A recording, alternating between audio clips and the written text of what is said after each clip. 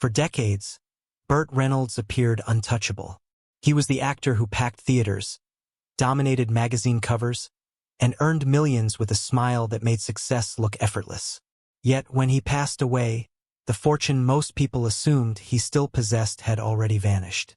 What remained was not the wealth expected of a Hollywood legend, but a series of choices, relationships, and ignored warnings that quietly unraveled everything he had built. This is the true account of how Burt Reynolds went from being one of the highest-paid stars in the world to leaving behind far less than anyone imagined. When money lost its meaning, Reynolds did not collapse financially because he failed. He declined because, for a long time, success came too easily. By the late 1970s and throughout the 1980s, Reynolds was not merely a movie star, he was the movie star. Studios pursued him aggressively, producers structured budgets around him, and box office results followed his name with near automatic certainty. For 5 straight years, films he headlined ranked #1 at the box office, an achievement no other actor has equaled since. The income was massive, steady, and most importantly, predictable.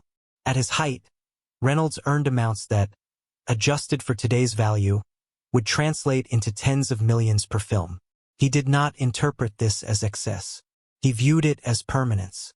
The checks kept arriving, so there seemed no reason to believe they would ever stop.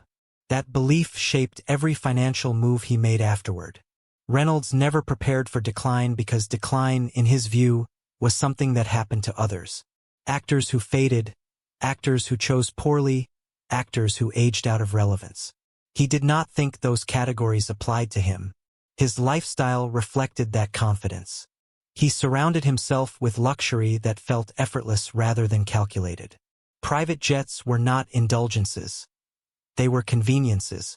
A helicopter was not extravagance. It was efficiency, a seamless way to travel from home to plane. He owned several properties, including waterfront estates, expansive ranch land, and investment real estate that demanded constant maintenance. As long as money flowed in, upkeep felt invisible. If expenses increased, he signed another contract. The most telling detail of that era was not how much he spent, but how little he monitored. Reynolds later admitted he paid almost no attention to his finances. He assumed success would always correct any setback. That assumption drew him into business ventures that appeared promising on paper but quietly drained millions. He invested heavily in restaurant chains that ultimately failed. He committed large sums to projects fueled more by loyalty and optimism than careful financial evaluation. A single loss could be absorbed. Multiple losses accumulating at once could not. Even then, alarm never fully set in. As investments faltered, Reynolds remained convinced his career would offset the damage. He had always earned his way out of trouble before. What he did not recognize was that the ground beneath him was shifting. Audience preferences were evolving. Hollywood was turning toward younger actors and different types of leading men. The moment when Reynolds would require strict financial discipline most was approaching rapidly, even though he could not yet perceive it. The danger was not that money vanished overnight. The danger was that he never realized how quickly it was slipping away because he had conditioned himself to believe the well would never run dry. By the early 1990s, Reynolds' career was no longer propelled by unstoppable momentum, and his personal life was about to intensify the financial strain. His marriage to actress Lonnie Anderson began amid glamour and public fascination. Behind closed doors, however, the relationship was turbulent, costly, and increasingly destructive. When it ended, it did so publicly and painfully. Courtrooms, legal disputes, and financial obligations replaced red carpets. The divorce was finalized in the early 1990s, and the settlement proved severe. Reynolds was required to pay significant alimony, divide valuable assets, and cover mounting legal fees that accumulated as proceedings dragged on. The timing compounded the damage. This was not during the height of his box office dominance. It was occurring precisely as his career began to slow and his earning power became less dependable. The safety net he had relied upon was thinning at the moment he needed it most. Reynolds later acknowledged struggling to meet the required payments. For the first time, he borrowed money from friends to satisfy legal commitments. That admission alone exposed how fragile his finances had become. This was not a temporary shortfall. It was a structural weakness built on the belief that income would always outpace expenses. The public spectacle of the divorce carried professional consequences as well. Reynolds maintained that the relentless media attention cost him lucrative endorsement opportunities, representing millions in lost income. Around the same period, his long-running television project was canceled, removing another steady revenue stream. Gradually, the pillars supporting his lifestyle disappeared. As obligations persisted, Reynolds began liquidating assets. Properties that once symbolized triumph were sold quietly.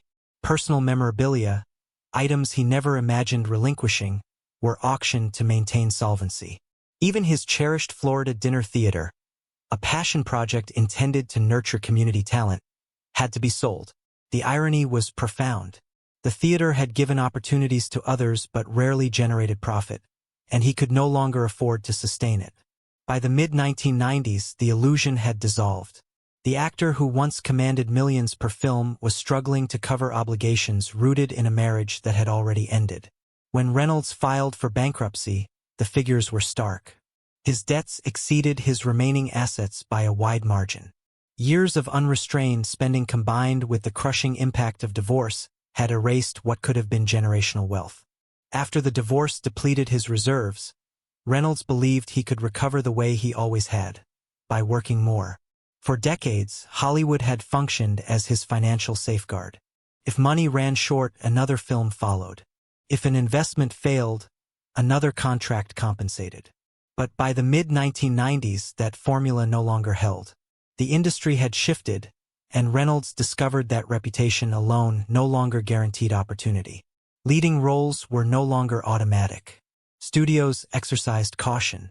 Insurance companies expressed concern.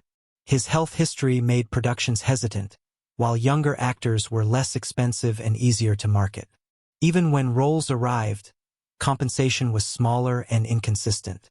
Reynolds continued spending like a man at his peak while earning like someone past it. The gap between those realities widened steadily. Old financial wounds resurfaced. Restaurant ventures that once seemed manageable losses had drained millions. Real estate that once symbolized security became a liability as taxes and maintenance mounted. When liquidity tightened, properties were sold quickly, often below market value. Assets intended for long-term stability turned into emergency solutions. Court records revealed additional debts owed to banks, private lenders, tax authorities, former managers, and agencies that once represented him. Even a toupee,